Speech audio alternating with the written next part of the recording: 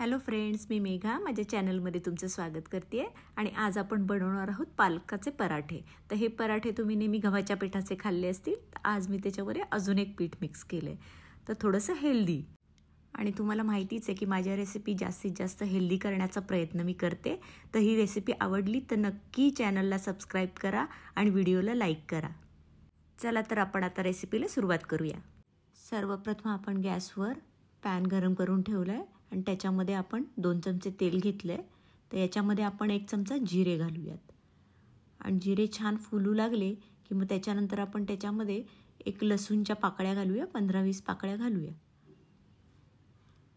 आणि त्याच्यानंतर हिरव्या मिरच्या घालूया, एक 7-8 मिरच्या हिरव्या ज्या आहेत. ते फ्राय केल्यानंतर काय होईल की त्या जरा खरपूस होतील आणि पराठ्याला चव अशी छान खरपूस लागेल. तर हे फ्राय करून घेऊया आपण तेलामध्ये छान. लसूण थोडासा लालसर करूया. हे बघा आपलं आता परतून झालेलं आहे मिरची, लसूण आणि जिरे. तर आपण आता हे मिक्सरच्या भांड्यामध्ये ट्रान्सफर करूया. हे सगळं आपण काढून घेऊया मिक्सरच्या भांड्यात आणि तुम्ही हे नक्की करून बघा ही रेसिपी. आता हा पालक आहे जो मी धुतलाय आणि कापून घेतलाय, बारीक चिरून घेतलाय आणि ह्याची आपण आता पेस्ट करून घेऊया. हा सगळा पालक आपण 4 कप मी पालक घेतलाय. तर आपण ह्याची पेस्ट करून घेऊया. हे बघा ही पेस्ट झाली आहे याची तयार. यानंतर आपण एका भांड्यामध्ये बाजरीचं पीठ घेऊया. 1 बाउल बाजरीचं पीठ घेतलंय मी आणि 1 बाउल आपण गव्हाचं पीठ घेऊया. कारण पूर्ण गव्हाच्या पिठापेक्षा आपण बाजरीचं पीठ घेतलं तर ते जास्त पौष्टिक होऊन जाईल. त्याच्यामुळे आपण असं ही दोन्ही पिठं घेतलेली आहेत आणि हे थोडं मिक्स केलं आहे. त्याच्यामध्ये आपण चवीप्रमाणे मीठ घालणार आहोत. मीठ घातल्यानंतर मी इथे काय केलं आहे, एक ऑरिगॅनो घेतलं आहे 1 चमचा. मुलांना छान आवडते त्याची चव. तर ऑरिगॅनो घेतलं आहे. त्याच्यानंतर थोडासा चाट मसाला घातला आहे आणि हे मिक्स करून घेतलं आहे, कोरडं आहे ते.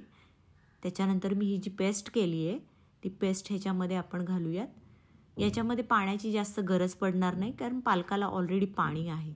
अगदी तुम्हाला वाटलं तर थोडंसं पाणी नंतर तुम्ही घालू शकता, पण हे सगळं आपण मिक्स करून घेऊया आणि छान आता मळून घेऊया सॉफ्ट.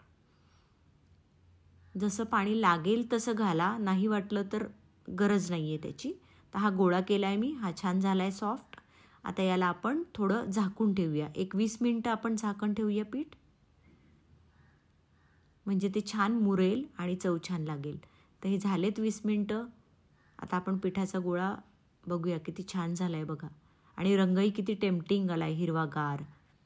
तर आपण हे लाटून घेऊया. आता छान लाटूया आणि खूप जाड आणि खूप पातळ पण नाही लाटायचं आहे, एक मध्यम जाडीचं लाटायचं आहे पराठा. हलक्या हाताने आपण छान लाटून घेऊया, हळूहळू लाटून घेऊया आपण. तर हा पराठा आता तयार झाला आहे आपला. मध्यम आकाराचाच केला आहे मी आणि त्याच्यावर मी काय केले, तीळ घेतलेत. तीळ थोडे प्रेस केलेत. तुम्ही लाटणं पण फिरवू शकता त्याच्यावर, म्हणजे ते प्रेस होतील. तर हा तयार झाला आहे पराठा आपला. गॅसवर आपण पॅन गरम केला आहे आणि त्याच्यामध्ये आपण 1 चमचा बटर घातलं आहे. तर तुम्ही तूप पण वापरू शकता, तेल पण वापरू शकता. तर ही तिळाची बाजू मी तव्यावर घातली आहे. नंतर परत बटर लावून घेतलं आहे दुसऱ्या बाजूला आणि हे छान आपण आता बटर पसरून घेऊया सगळीकडे. तुम्हाला तूप आवडत असेल तर तूप घ्या, तेलातही चालेल ज्यांना कमी कॅलरीज हवे असतील तर. तर हे छान आपण आता परतून घेऊया, दोन्ही बाजूनी खमंग भाजून घेऊया आपण. हा भाजला गेला आहे आता आपला छान पराठा सर्व करूया. तर ही रेसिपी तुम्हाला आवडली असेल तर नक्की लाईक करा आणि माझ्या चॅनलला सबस्क्राईब करा. आणि मला खात्री आहे की तुम्हाला ही रेसिपी नक्की आवडेल आणि ती खूप हेल्दी आहे आणि छान आहे, मुलांनाही आवडेल, मोठ्यांनाही आवडेल अशी आहे. तर लाईक, शेअर अँड सबस्क्राईब करा. थँक्यू.